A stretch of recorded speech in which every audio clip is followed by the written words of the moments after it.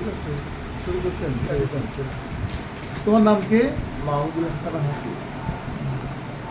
বাবার নাম কি? মজদুর রহমান।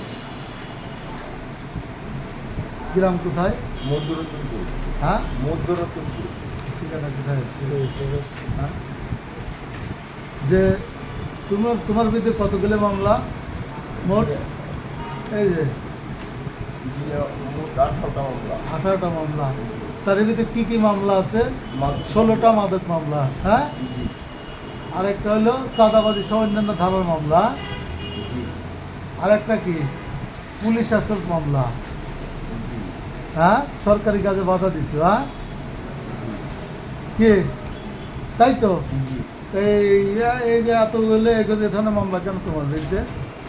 স্যার আগে মাদক খাইতাম, মাদক বিক্রি করতাম, তখন থেকে ধীরে ধীরে মামলা দিত, এভাবে মামলা হচ্ছে। চাঁদাবাজি তো করতাম। না, ওটা হয়তো ওই মারামারির ক্ষেত্রে আর কি, ওই মাদক নিয়ে আর কি দ্বন্দ্ব হওয়ার কারণে আর কি মামলাটা দিচ্ছে আমাকে। তার পুলিশের সাথে তোমার ঝামেলা হয়েছে সরকারি কাজে বাধা। এটা ওই পুলিশ ধরতে পুলিশকে গেছিল, মারধর অন্য করছে। ছেলেপেলেদেরকে কাইটে গেছে গা, কিন্তু আমি তাদেরকে এটা সহযোগিতা করছি। তারপর আমার এই কোর্সে পড়ে গিয়ে সিলে গেছে, পরে আমাকে আর কি মামলাটা দিয়ে দিছে যে তোর জন্য আসামি ধরতে পারিনি, এই জন্য আর কি। তাহলে তুমি কি ভালো? তুমি কি ভালো? স্যার আমি এখন ভালো তুমি আছি। কি আমি ভালো? তাই ছিলাম বলতে না না, আমি বলছি তুমি কি ভালো? জি না স্যার, তুমি তো ভালো না।